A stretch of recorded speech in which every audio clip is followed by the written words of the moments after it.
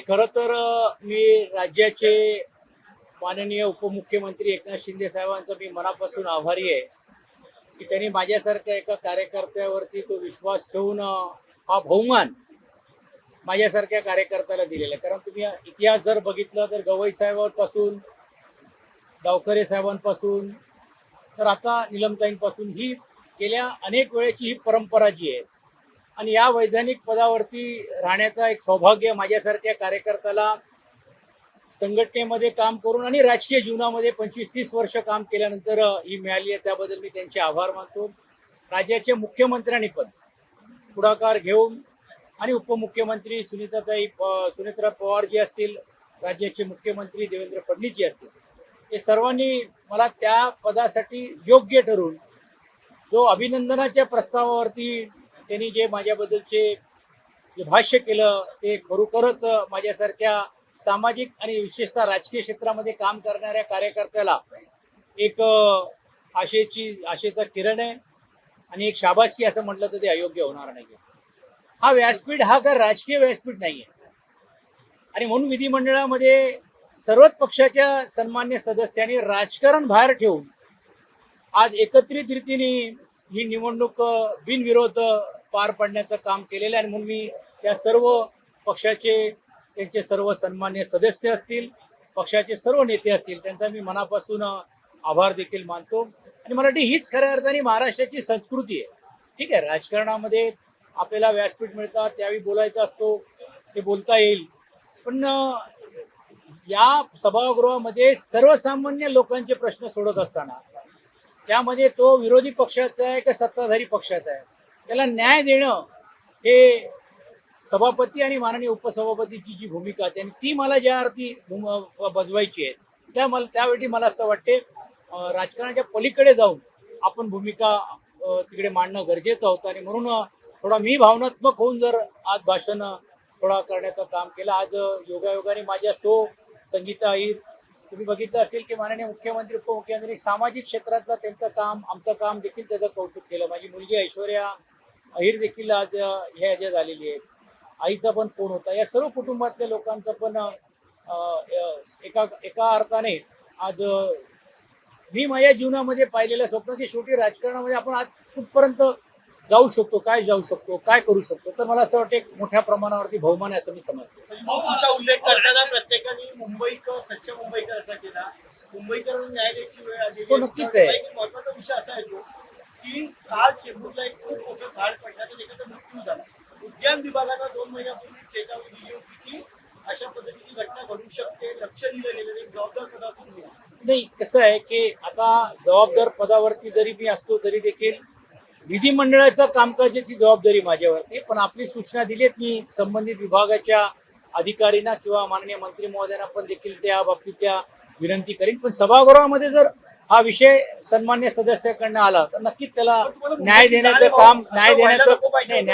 काम केलं जाईल. पण तुम्ही जसं आता अधिकची माहिती दिली तर त्यात दखल घेऊन ती कारवाई केली. राज ठाकरेंनी आज पत्रकार परिषद घेतली.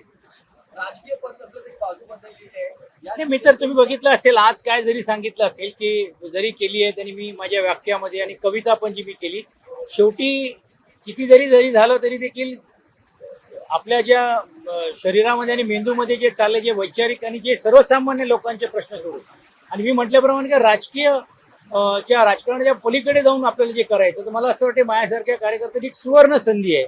आणि त्या सुवर्ण संधी मध्यमवर्गीय सर्वसामान्य शेतकरी, कष्टकरी, कामगार या लोकांना न्याय देण्यासाठी कसं उपयोग करता येईल मी ते प्रयत्न करेन. सर, राज ठाकरेंची आज पत्रकार परिषद झाली. त्यांनी पत्रकार परिषदेमध्ये मुद्दा उपस्थित केला की जे लोकप्रतिनिधी जे आहे ते या पक्षातून त्या पक्षाकडे जातात, ते देह विक्री करतात. माननीय मुख्यमंत्र्यांनी याबद्दल परवा गेल्या आठवड्यामध्येच काय सांगायचं मी सांगायचं, परंतु मी कुठचंही राजकीय भाष्य करणार नाही. त्याच्याबद्दलची जी काय प्रतिक्रिया आहे ते पक्षाचे प्रवक्ते किंवा इतर पक्षाचे नेते देतात.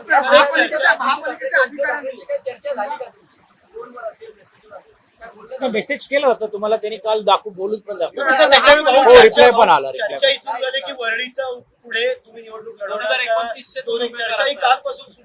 बघा आज वरळी हा सर्वसामान्य लोकांचा आणि भौगोलिक परिस्थितीचा आहे. वरळी विधानसभा ही काय माझी कधी इस्टेट नव्हती किंवा कोणाची तरी ती इस्टेट आहे अशातला भाग नाही. ते आज लोकप्रतिनिधी आहे. त्यांनी उद्या लोकांमध्ये चांगलं काम केलं तर लोक त्यांचा कौल देतील. उद्या पक्षाने कुठचा जर उमेदवार दिला तर तो त्यावेळीचा प्रश्न निर्माण होऊ शकतो. पण असं वरळीमध्येच निवडणूक लढवायची आहे, वरळीमध्ये आदित्यजींच्या सामोरे जाऊन हे करायचं अशी कुठचीही भूमिका नाही. मला असं वाटते, मी आपल्या सर्वांना हात जोडून विनंती करीन की किमान आता मला थोडा गल्लीतून दिल्ली म्हणणार नाही तर गल्लीतून राज्यामध्ये नेण्याचं काम केलं तर अनेक लोकांचे प्रश्न सोडण्याचं काम मला करायला मदत होईल. भाऊ, शिवडीचा विचार केला जातोय, वरळी नाही तर शिवडी. वरळी हे कोणासाठी केलं जातंय?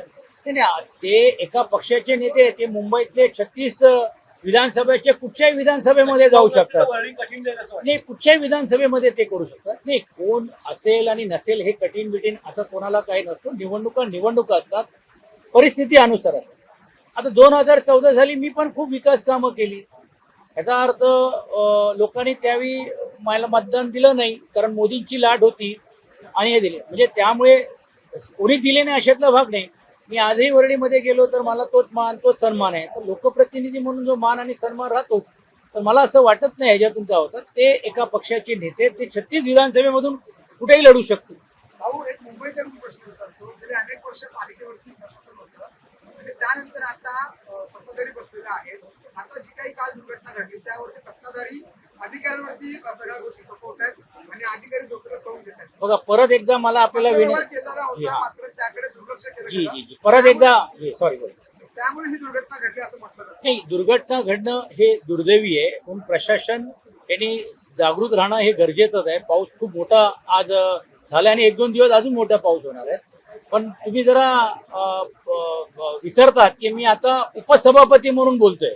तर म्हणून तुम्ही जे अपेक्षित करताय की माझ्याकडनं मला असं वाटते ती भूमिका तुम्ही काही सांगू शकता? मी बोललो ना, ऑलरेडी इन्स्ट्रक्ट बोललो मी.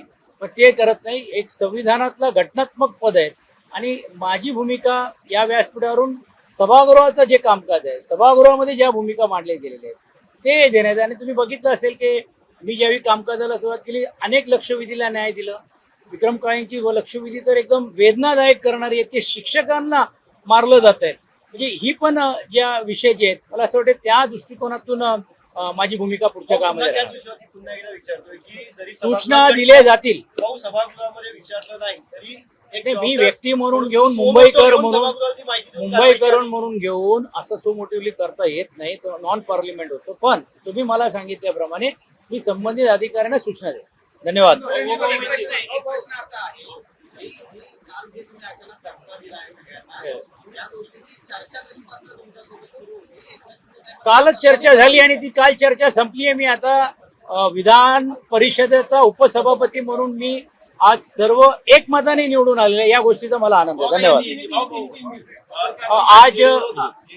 आज मैं सबसे पहले तो राज्य के उप मुख्यमंत्री एकनाथ शिंदे जी का आभार मानता हूं कि उन्होंने मुझे इस लायक समझा कि मैं इतना बड़ा मुझे बहुमान दिया जहाँ पे मैं कष्टकरी, शेतकरी, कामगार, मध्यम वर्गीयों के प्रश्न छुड़ा सकूं। और साथ ही साथ में आपने देखा होगा कि राज्य के मुख्यमंत्री आदरणीय देवेंद्र फडणवीस जी है, उप मुख्यमंत्री सुनीत्राताई पवार है, इन्होंने भी मेरे बारे में जो मुझे जो शब्द कहे, मेरे जो आभार का प्रस्ताव दिया, तो मुझे लगता है एक तरह से सामाजिक और राजकीय क्षेत्र में काम करने की एक शाबाशी मुझे आज उन्होंने देने का काम किया है। अभी ये जब देने की भूमिका हुई है तो दूसरे पक्ष के लोग ने भी, विपक्ष के लोगों ने भी आज अपना प्रस्ताव पीछे लेने का काम किया। मैं उनका भी दिली दौर से अभिनंदन करता हूं। और उन्होंने भी मेरे बारे में जो भी 2 शब्द कहे, तो कहने का मतलब यही है कि यही महाराष्ट्र की भूमि है और महाराष्ट्र की ये भूमिका होनी चाहिए कि राजकारण के बावजूद भी जो सभागृहों में आने के बाद हमारी भूमिका भले अलग अलग हो, लेकिन हम व्यासपीठ पे एक साथ लोगों के प्रश्न छुड़ाने के लिए है। और उस तरह से एक मत से ये प्रस्ताव पारित हुआ, इसलिए मैं सबका आभार मानता हूँ। क्या यही कारण था? नहीं, आपको तो परसों बताया था मैंने, मिले थे करके। धन्यवाद।